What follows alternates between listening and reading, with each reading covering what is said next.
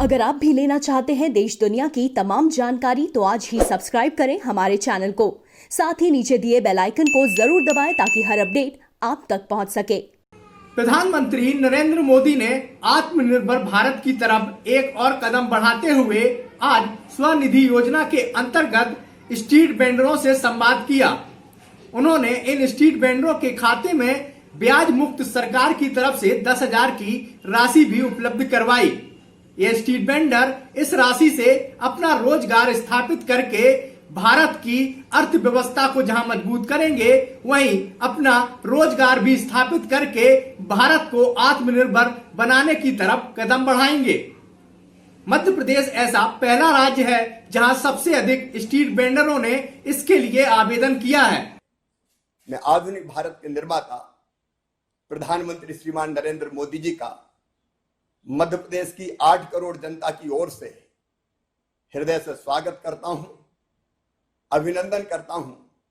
और आप जहां भी हैं वहीं बैठे बैठे ताली बजा के एक बार हमारे सम्मानीय प्रधानमंत्री श्रीमान नरेंद्र मोदी जी का स्वागत कीजिए, अभिनंदन कीजिए। सचमुच में संकट के समय में, वैसे तो पिछले 6 सालों में भारत की जो प्रगति और विकास की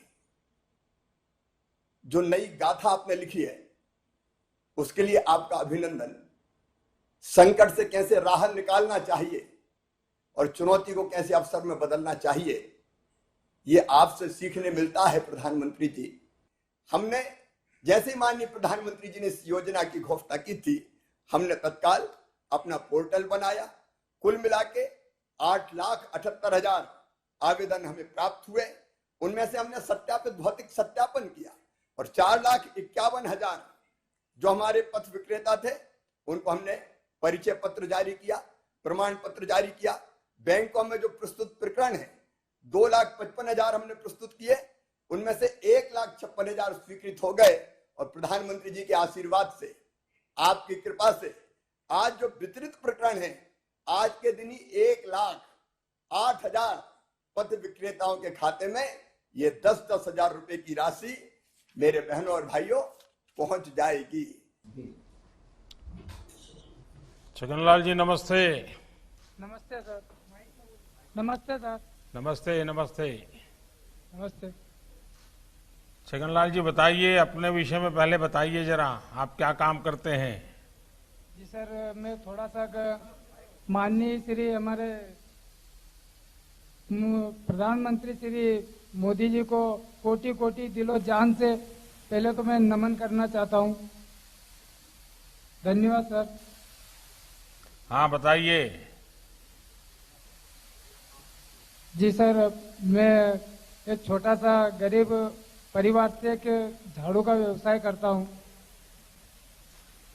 इससे सर आपकी जो स्वनिधि का मुझे लाभ मिला है, उससे जो लॉकडाउन में जो मेरी परेशानी हुई थी और धंधा नहीं चल पा रहा था, उससे मेरा वापस नए सिरे से धंधा चालू हो गया। दिन भर में कितने झाड़ू बना लेते हैं आप?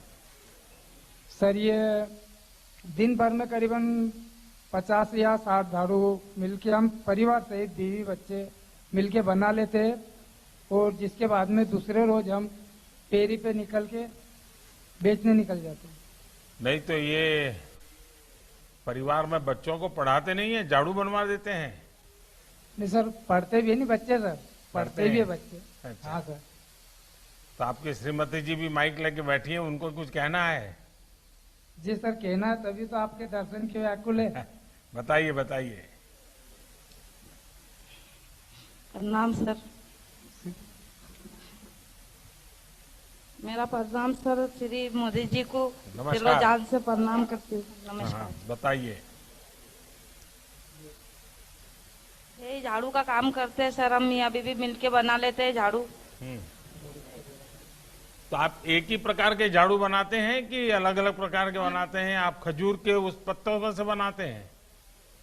हाँ सर, खजूर की पत्ते की झाड़ू बनाते हैं। तो कहाँ से मिलता है पत्ता वगैरह आपको? ये पत्ते हम किसान से खरीद के लाते हैं। तो पैसा कैश एडवांस देना पड़ता है कि बाद में देते हैं? सर ये इससे धंधा करने के बाद में हम वहीं पे उजमा के ना उनको किसान को पैसे दे के फिर लाते। एक झाड़ू बनाना है अगर आपको और आपको ये सामान बाहर से लेना पड़ता है तो कितना खर्चा आता है? सर अब ये तो झाड़ू तो जैसे बनाने का कार्य है, बाकी ये जैसे खजूर की पत्ती भी खरीदते हैं और जिसके बाद में इसके अंदर जो पाइपिंग लगती है, ये वाली पाइपिंग सर, ये पाइपिंग भी बाजार से खरीदनी पड़ती है इसके अंदर। जिसके बाद में जो तार लगता है, तार ये लोहे वाला, ये भी खरीदना पड़ता है। और नायलॉन आता है बारीक बारीक, ये तो वो भी खरीदना पड़ता है। क्या कभी आपने ये सोचा कि जब किसी को झाड़ू बेचते हो और अगर उसका जो पुरानी झाड़ू का पाइप ठीक हो तो आप उसको कहोगे अगर पुराना पाइप हमको वापस देते हो तो आपको 4 आना 8 आना रुपया पैसा हम कम लेंगे झाड़ू का, और पुराने पाइप वापस लेकर के फिर उसमें नया झाड़ू बना करके बेचे तो आपके पैसों की बचत होगी क्या? सर वो ऐसा भी हो सकता है, परंतु जैसे कि वो पाइप झाड़ू के साथ में वो पाइपिंग भी नष्ट हो जाती है, खराब हो जाती है पाइपिंग इतनी भी टूट जल्दी? हाँ सर, वो पाइपिंग खराब हो जाती है ना सर। जैसे किसी ने इस्तेमाल किया बाहर रख दिया या इसका पैर रख दिया तो वो खराब हो जाती है। नहीं, पहले से आप कहोगे तो रखेंगे और पुरानी झाड़ू है वो वापस देंगे आपको और नई झाड़ू ले लेंगे तो पुरानी झाड़ू का जो पाइप है वो आपको बहुत कम खर्चे में काम आ जाएगा। ठीक, कभी सोचिए आप। नहीं सर, इस चीज पे ऐसा है? कोई विचार नहीं किया सर। कभी सोचा नहीं था? हाँ, ऐसा सोचा नहीं था कि चलो दो कुछ हमको बचत के हिसाब से उनको वातावरण करे। देखिए हमारे देश में तो ये जो रिसाइकलिंग जिसको कहते हैं ना आजकल, वो हमारी सदियां पुरानी बातें हैं। अब देखिए माताएं घर में साड़ी पुरानी हो जाएगी तो उससे गद्दा बना देगी, गद्दा पुराना हो जाएगी तो उसको पोछे के लिए उपयोग करेगी, यानी एक भी चीज खराब नहीं होने देती है। अगर आपने भी अपने व्यवसाय में इन चीजों को जोड़ दिया तो जरूर आप देखिए कि आपकी कमाई भी बढ़ेगी। ठीक सर, यही चाहते हैं। अच्छा, सरकार जो गरीबों के लिए व्यवस्था करती है, घर की, बिजली की, गैस की, क्या आपको भी इसका कोई लाभ मिला है क्या? जी सर, हमें तो इस हर चीज का बराबर पूरा लाभ मिला सर। कैसा, जरा बताएंगे? जी सर, पहले हमारे शुरू स्टार्टिंग से ऐसे हमारे पास में गैस चूल्हा नहीं था, तो हमारी जब वाइफ, जैसे मकान भी कच्चा था हमारा मिट्टी का, ऊपर बरसाती पड़ी थी तो कच्चा मकान था हमारा और चूल्हा भी कच्चा था और ये लकड़ी पे रोटी बनाती, खाना बनाती। तो मतलब ये चूल्हा फूक फूक के इनकी आंख ऐसी लाल चोट हो जाती, पूरी सूज जाती खाना जब तक बनता है तब तक। और अब तो हमारे प्रधानमंत्री जी की, आपकी जो आशीर्वाद से हमारी पत्नी को उज्ज्वला भविष्य का हमें जो प्रदान किया आपने, उसमें चूल्हा है और एक टंकी प्रदान हुआ। अब हमारी जो वाइफ की ये स्थिति खत्म हो गई जिससे वो चूल्हे में फूकती थी। आज हम पक्के चूल्हे पे खाना बना के खा रहे हैं। निश्चित आपकी पत्नी को तो फायदा हुआ लेकिन आपको भी हुआ होगा, गरम गरम नहीं खाना सर, मिलता होगा, नहीं सर, गरम जल्दी खाना खाना नहीं मिलता सर, होगा। हाँ सर, जल्दी मिलता नहीं है। अगर 3-4 बार चाय पीनी है तो बन जाती होगी। सर, चाय तो आजकल 3-4 बार तो चली रहती है काम धंधे वाले। हैं। नमस्ते अर्चना जी। नमस्कार सर, माननीय मोदी जी के लिए मेरी तरफ से नमस्कार सर। नमस्ते। इन बच्चों का नाम क्या है? बोलो। अंश शर्मा। और ये बेटी? अंश शर्मा। हाँ जी सर। क्या नाम बेटी? आकांक्षा शर्मा। अच्छा, तो आप लोग पढ़ने के सिवाय और क्या काम करते हैं दोनों? पेंटिंग करते हो, गाना गाते हो, पेंटिंग करते हैं। खेल कूद में भाग लेते हो? नहीं, पेंटिंग करते हैं। क्या बना है पेंटिंग में अब तक? अच्छे से अच्छा कौन सा पेंटिंग बनाया?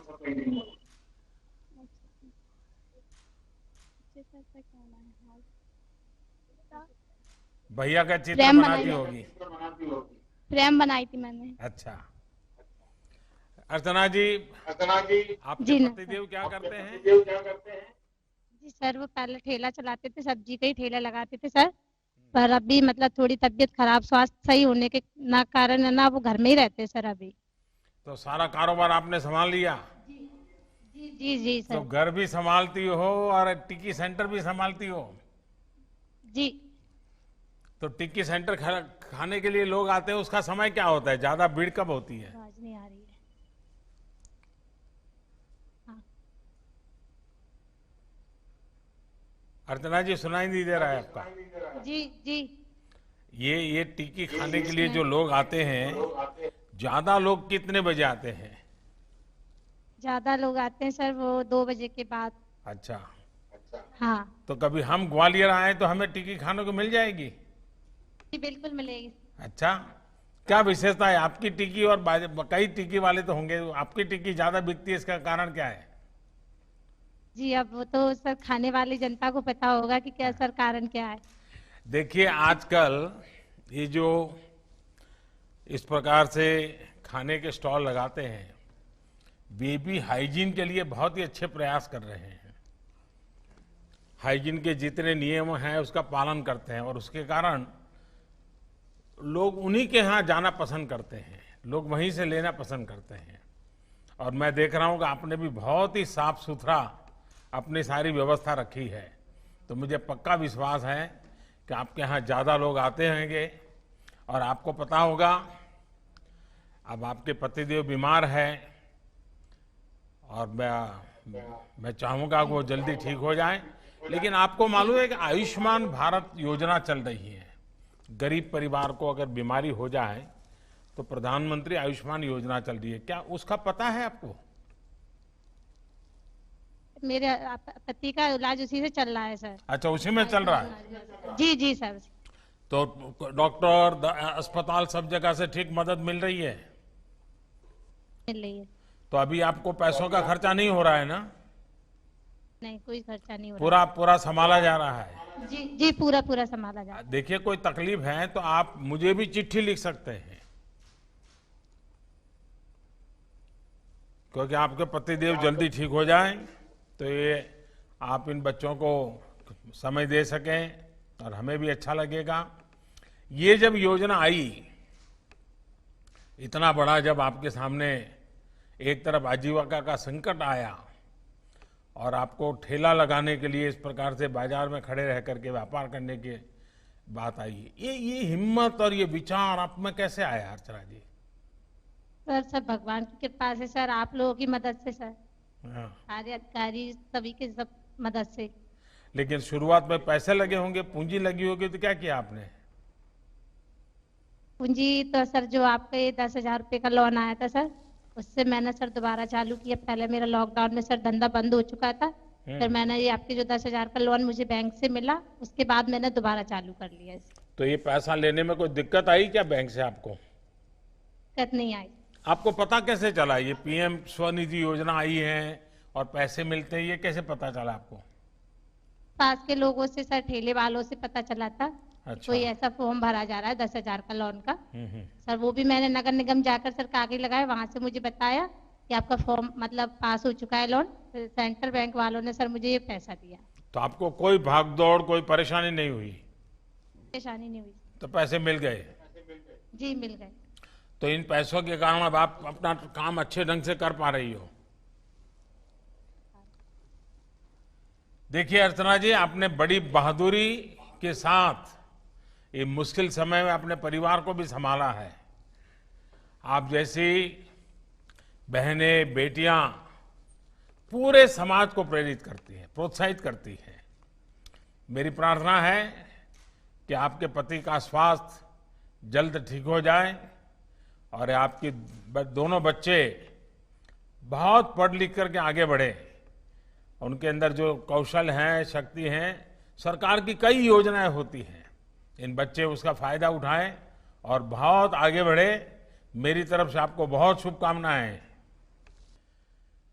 केंद्रीय मंत्रिपरिषद के मेरे साथी श्रीमान हरदीप सिंह पुरी जी, मध्य प्रदेश के मुख्यमंत्री भाई शिवराज जी, राज्य मंत्रिमंडल के अन्य सदस्य, प्रशासन से जुड़े लोग प्रधानमंत्री स्वनिधि योजना के सभी लाभार्थी भाई बहन और इस कार्यक्रम में शामिल हुए मध्य प्रदेश के और मध्य प्रदेश बाहर के सभी मेरे प्यारे भाई और बहनों, सबसे पहले प्रधानमंत्री स्वनिधि योजना के सभी लाभार्थियों को मैं बहुत बहुत शुभकामनाएं देता हूं। अब से कुछ देर पहले मुझे कुछ साथियों के साथ बातचीत करने का अवसर मिला। उनकी बातों में एक विश्वास भी है और एक उम्मीद भी नजर आती है।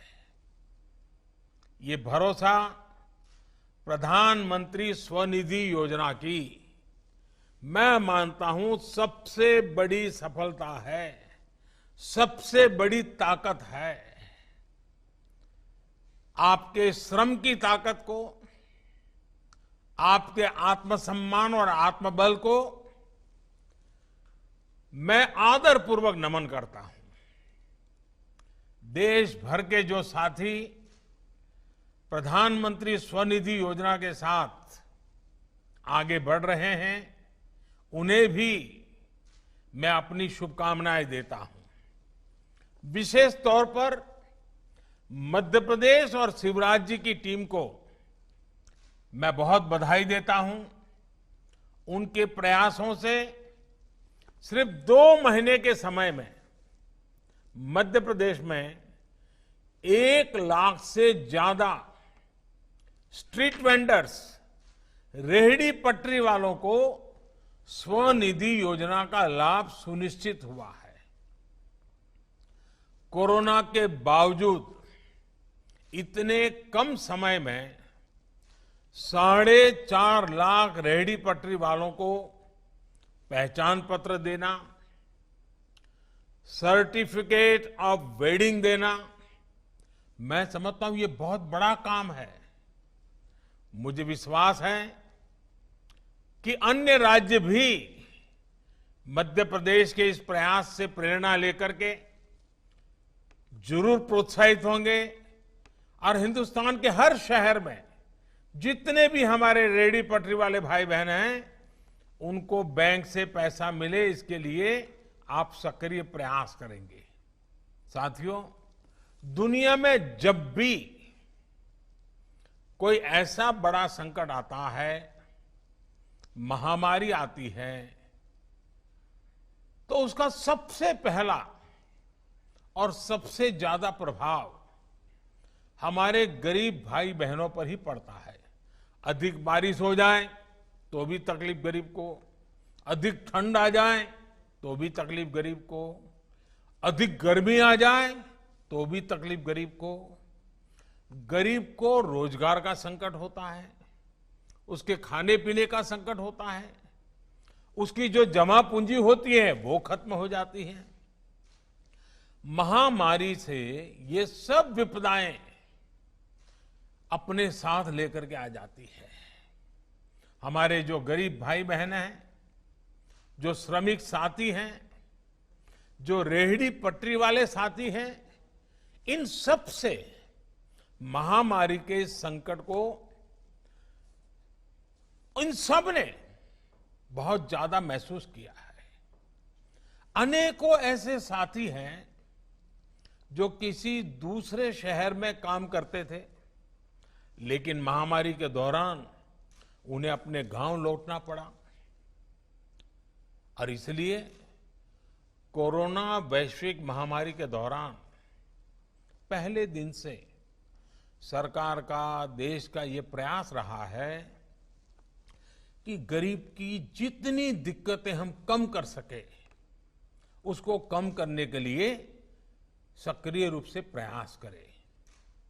देश ने इस दौरान हमारे देश के ऐसे जो लोग तकलीफ में थे, उनके खाने की चिंता की, राशन की चिंता की, मुफ्त गैस सिलेंडर भी दिए गए, प्रधानमंत्री गरीब कल्याण रोजगार अभियान चलाकर लाखों लोगों को इस दौरान रोजगार भी दिया गया। गरीबों के लिए निरंतर हो रहे इन कार्यों के बीच एक बहुत बड़ा वर्ग ऐसा था जिस पर खास ध्यान देने की जरूरत थी। ये थे मेरे रेहड़ी पटरी ठेले वाले भाई बहन। रेहड़ी ठेले वाले हमारे लाखों साथियों का परिवार तो उनकी रोज की मेहनत से चलता है। कोरोना के कारण बाजार बंद हो गए, खुद की जान बचाने के लिए लोग घरों में ज्यादा रहने लगे, तो इसका बहुत बड़ा असर ये हमारे रेहड़ी पटरी वाले भाई बहन हैं उनके कारोबार पर पड़ा। उनको मुश्किलों से निकालने के लिए ही प्रधानमंत्री स्वनिधि योजना की शुरुआत हुई है। इस योजना का मकसद है कि वो लोग नई शुरुआत कर सके, अपना काम फिर शुरू कर सके। इसके लिए उन्हें आसानी से पूंजी मिले, उनको बाहर बहुत ब्याज देकर के रुपये लाने के लिए मजबूर न होना पड़े। ये भी पहली बार हुआ है कि रेहड़ी पटरी वालों के लाखों लोगों के नेटवर्क को सही मायने में सिस्टम से जोड़ा गया है, उनको एक पहचान मिली है। स्वनिधि योजना, स्वनिधि से रोजगार, स्वरोजगार, स्वरोजगार से स्वावलंबन और स्वावलंबन से स्वाभिमान की यात्रा का ये अहम पड़ाव है। साथियों, स्वनिधि योजना के बारे में आप सबको बताई गया है। जिन साथियों से अभी मैंने बात की उन्हें इसकी काफी जानकारी है, लेकिन ये बहुत आवश्यक है कि हर जरूरतमंद को, हर रेहड़ी पटरी वाले को इस योजना के बारे में सब कुछ अच्छी बातें अच्छी तरह पता होनी चाहिए। तभी तो हमारा गरीब भाई बहन उसका फायदा उठा पाएगा। इस योजना को ऐसे ही इतना सरल बनाया गया है कि सामान्य से सामान्य व्यक्ति भी इससे जुड़ सके। अभी जैसे हमारी बहन अर्चना जी बता रही थी कि उनको एकदम सरलता से काम हो गया, उनको कोई दिक्कत नहीं हुई। इसमें टेक्नोलॉजी के माध्यम से ऐसी व्यवस्था की गई है कि रेहड़ी ठेले वाले साथियों को कागज जमा कराने के लिए लंबी लाइनें नहीं लगानी होगी। आप कॉमन सर्विस सेंटर में, नगर पालिका कार्यालय में, बैंक की ब्रांच में जाकर अपना आवेदन अपलोड कर सकते हैं। यही नहीं, बैंक के बिजनेस कॉरेस्पोंडेंट और नगर पालिका के कर्मचारी भी आपके पास आकर आपसे आवेदन ले सकते हैं। आपको जैसी सुविधा सही लगे आप उसका इस्तेमाल करें। सारी व्यवस्था इतनी सरल बनाई गई, इसके लिए प्रयास किया गया है। साथियों, एक ऐसी योजना है जिसमें आपको ब्याज से पूरी तरह से मुक्ति भी मिल सकती है। इस योजना के तहत वैसे भी ब्याज में 7% तक की छूट दी जा रही है। ऑलरेडी 7% तो हम कम कर ही रहे हैं, लेकिन अगर आप कुछ छोटी छोटी बातों का ध्यान रखेंगे तो आपको ये भी नहीं देना पड़ेगा। अब जैसे अगर आप समय पर यानी 1 साल के भीतर बैंक से लिए गए पैसों को चुका देते हैं तो आपको ब्याज में और नई छूट मिलेगी। इतना ही नहीं, जब आप डिजिटल लेन देन करेंगे, अपने मोबाइल फोन से पैसा लेना और देना, थोक व्यापारी को भी मोबाइल से देना और जो आपका खरीद लेने के लिए आता है उनसे मोबाइल से लेना, तो आपके खाते में सरकार की तरफ से इनाम के रूप में कुछ पैसे कैशबैक के रूप में भेजे जाएंगे। यानी सरकार आपके खाते में कुछ पैसे अलग से डालेगी। इस तरह आपकी जो कुल बचत होगी वो ब्याज से भी ज्यादा बचत हो जाएगी। इसके अलावा अगर आप दूसरी बार ऋण लेंगे तो और भी ज्यादा ऋण की सुविधा होगी। अगर इस बार 10,000 मिला है और आपका अच्छा काम रहा और आपको 15,000 की जरूरत है तो 15,000 हो जाएगा। फिर अच्छा काम किया तो 20,000 हो सकता है, 25,000 हो सकता है, 30,000 हो सकता है। और अभी प्रारंभ में हमारे छगनलाल जी तो बता रहे थे वो 10 गुना करना चाहते, 1 लाख तक पहुंचना चाहते। ये जो सुनता हूं तो बड़ा आनंद होता है। साथियों, बीते 3-4 साल के दौरान देश में डिजिटल लेन देन का चलन तेजी से बढ़ रहा है। कोरोना काल में हम सब महसूस भी कर रहे हैं कि ये कितना जरूरी भी है। अब ग्राहक नकद पैसे लेने देने से बचते हैं, सीधे मोबाइल से ही पेमेंट करते हैं। इसलिए हमारे रेहड़ी पटरी वाले साथी इस डिजिटल दुकानदारी में बिल्कुल पीछे न रहें और आप कर सकते हैं। हमारे कुशवाहा जी के ठेले पर हमने देखा उन्होंने QR कोड लगा के रखा हुआ है। अब बड़े बड़े मॉल में भी नहीं होता है जी। हमारा गरीब आदमी हर नई चीज सीखने को तैयार होता है और इसके लिए बैंकों और डिजिटल पेमेंट की सुविधा देने वालों के साथ मिलकर एक नई शुरुआत की गई है। अब बैंकों और संस्थाओं के प्रतिनिधि आपके पते पर आएंगे, आपकी रेहड़ी ठेले पर आएंगे और QR कोड देंगे। उसका उपयोग कैसे करना है ये भी आपको वो बताएंगे, सिखाएंगे। मैं अपने रेहड़ी पटरी वाले साथियों से अपील करता हूं कि वो अपना ज्यादा से ज्यादा लेन देन डिजिटल करें और पूरी दुनिया के सामने एक नया उदाहरण प्रस्तुत करें। साथियों, टेक्नोलॉजी का उपयोग करते हुए हमारे जो खाने पीने का व्यवसाय करने वाले साथी हैं, जिसको हम स्ट्रीट फूड वेंडर भी कहते हैं, स्ट्रीट फूड वेंडर भी कहते हैं, उनको ऑनलाइन प्लेटफॉर्म देने की भी योजना बनाई गई है। यानी बड़े बड़े रेस्टोरेंट की तरह ही रेहड़ी ठेले वाले भी अपने ग्राहकों को ऑनलाइन डिलीवरी कर पाएंगे। इस प्रकार की सुविधा देने का प्रयास चल रहा है और थोड़े ही दिन में आप लोग जरूर आगे आएंगे तो इसको हम और आगे बढ़ाएंगे। मुझे विश्वास है कि इस प्रकार की कोशिशों से रेहड़ी पटरी ठेले वालों फेरी वालों उनका कामकाज और बढ़ेगा, उनकी कमाई और बढ़ेगी।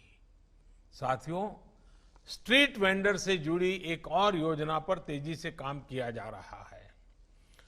प्रधानमंत्री स्वनिधि योजना से जुड़ने वाले जो भी रेहड़ी पटरी वाले लोग होंगे उनका जीवन आसान बने, उन्हें मूलभूत सुविधाएं मिले, ये भी सुनिश्चित किया जाएगा।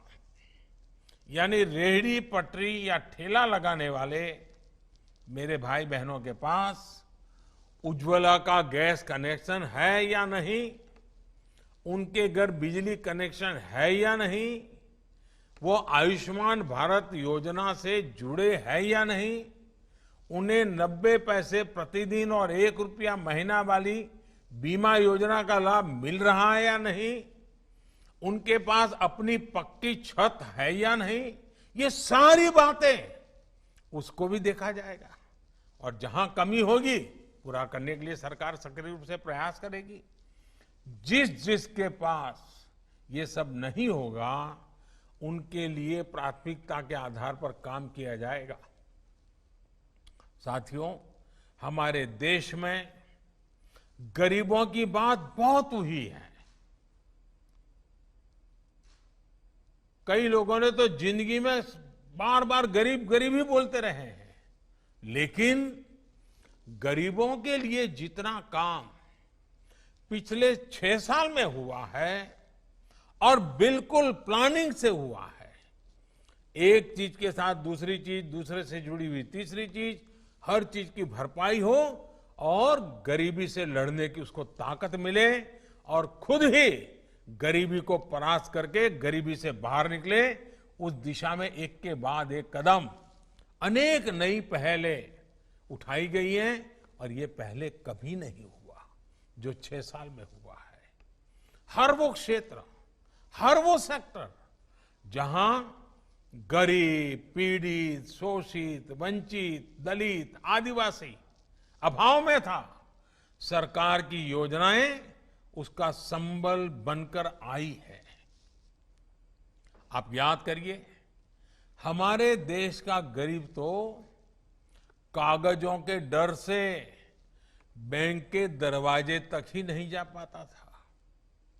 प्रधानमंत्री जनधन योजना के माध्यम से देश भर में 40 करोड़ से अधिक गरीबों के, निम्न मध्यम वर्ग के लोगों के बैंक खाते खुलवाए गए हैं। इन जनधन खातों से हमारा गरीब बैंक से जुड़ा और तभी तो आसान लोन उसे मिल रहा है। सूदखोरों के चंगुल से वो बाहर निकला है। इन्हीं बैंक खातों की वजह से गरीबों को बिना रिश्वत आवास मिल रहे हैं, किसानों को सीधी उनके बैंक खाते में मदद पहुंच रही है। कोरोना काल में ही पूरे देश की 20 करोड़ से अधिक बहनों के जनधन खाते में करीब 31,000 करोड़ रुपए जनधन योजना के कारण ही जमा हो पाए हैं। इसी तरह पीएम किसान सम्मान निधि के तहत देश भर के 10 करोड़ से ज्यादा किसान परिवारों के बैंक खाते में 94,000 करोड़ रुपए से ज्यादा सीधे ट्रांसफर किए गए हैं। साथियों, हमारा गरीब इन वर्षों में जिस तरह जनधन खातों से, बैंकिंग व्यवस्था से जुड़ा है, उसने एक नई शुरुआत की है। अब बहुत जल्द शहरों की तरह हमारे गांव भी ऑनलाइन मार्केट से जुड़ेंगे। दुनिया का बाजार हमारे गांवों तक जुड़ जाएगा। इस बार 15 अगस्त को देश ने इसके लिए एक संकल्प लिया है। देश के सभी गांवों को अगले 1000 दिनों में ऑप्टिकल फाइबर से जोड़ा जाएगा। यानी गांव-गांव में, घर-घर में तेज इंटरनेट पहुंचेगा। इससे डिजिटल क्रांति के फायदे भी उतनी ही तेजी से गांव तक, गरीबों तक पहुंचेंगे। इसी तरह देश ने डिजिटल हेल्थ मिशन की भी शुरुआत की है। यानी अब हर देशवासी को एक हेल्थ आईडी मिलेगी। आपकी सारी जानकारी सुरक्षित तरीके से उसमें रहेगी। इस आईडी की मदद से आप डॉक्टरों से अपॉइंटमेंट भी ऑनलाइन ले सकेंगे और हेल्थ चेकअप और रिपोर्ट्स भी ऑनलाइन ही दिखा पाएंगे। यानी एक तरह से देखें तो पहले प्रधानमंत्री सुरक्षा बीमा योजना और प्रधानमंत्री जीवन ज्योति योजना से बीमा सुरक्षा मिली। फिर आयुष्मान भारत के तहत 5 लाख तक मुफ्त इलाज मिला और अब डिजिटल हेल्थ मिशन से आसान इलाज की सुविधा भी मिलने जा रही है। साथियों, देश का प्रयास है कि हर एक देशवासी का जीवन आसान हो, हर एक देशवासी समर्थ हो, सशक्त हो और सबसे बड़ी बात, आत्मनिर्भर हो। हाल में सरकार ने शहरों में आप जैसे साथियों के उचित किराए में बेहतर आवास उपलब्ध कराने की एक बहुत बड़ी योजना उसको शुरू की है। एक देश एक राशन कार्ड की सुविधा से आप देश में कहीं भी जाएंगे तो अपने हिस्से का सस्ता राशन आप उस शहर में भी ले पाएंगे। आप जहां जाएंगे आपका हक भी आपके साथ साथ चलेगा। साथियों, अब जब आप नए सिरे से अपने व्यवसाय को शुरू कर रहे हैं तब आपको कुछ सावधानियां जरूर रखनी होगी।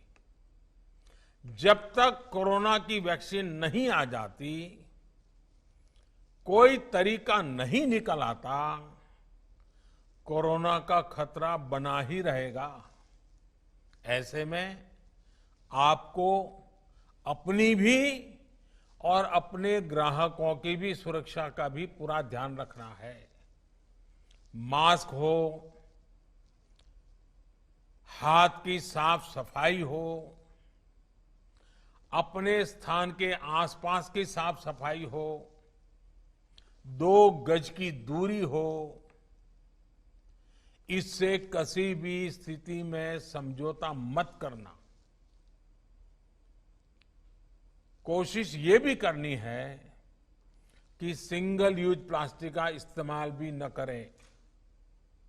आप कोरोना से बचाव के जितने इंतजाम अपने ठेले या अपनी पटरी पर करेंगे, लोगों का भरोसा भी बढ़ेगा और आपकी दुकानदारी भी बढ़ेगी। आपको खुद भी इन नियमों का पालन करना है और सामने वाले से भी इसका पालन कराने के लिए आग्रह करते रहना है। मैं एक बार फिर आप सबको एक नई शुरुआत के लिए अनेक अनेक बधाई देता हूं, बहुत बहुत शुभकामनाएं देता हूं। आप स्वस्थ रहें, आपका परिवार स्वस्थ रहे, आपका कारोबार भी फले फूले, इसी एक अपेक्षा के साथ मेरी बहुत बहुत शुभकामनाएं। बहुत बहुत धन्यवाद। सड़कों के किनारे ठेले लगाकर और गली मोहल्लों में छोटा छोटा व्यवसाय करने वाले इन स्ट्रीट वेंडरों के लिए स्वनिधि योजना संजीवनी का काम करेगी। बुधवार को प्रधानमंत्री नरेंद्र मोदी ने इन स्ट्रीट वेंडरों से संवाद के दौरान कहा कि मध्य प्रदेश की शिवराज सरकार ने इस योजना का लाभ ज्यादा से ज्यादा लोगों तक पहुंचाया है और उनके क्रियान्वयन को देखते हुए वह देश के अन्य राज्यों से भी कहते हैं कि मध्य प्रदेश से सीख लेकर स्ट्रीट वेंडरों की स्वनिधि सहायता के अंतर्गत कैसे सहायता की जा सकती है। उन्होंने मुख्यमंत्री शिवराज सिंह चौहान की जमकर तारीफ की। स्वनिधि योजना के अंतर्गत 22 मार्च 2022 तक स्ट्रीट वेंडर आवेदन कर सकते हैं, जिन्हें 10,000 रुपए तक की सहायता ब्याज मुक्त उपलब्ध करवाई जाएगी। प्रभा साक्षी न्यूज नेटवर्क के लिए भोपाल से दिनेश शुक्ल।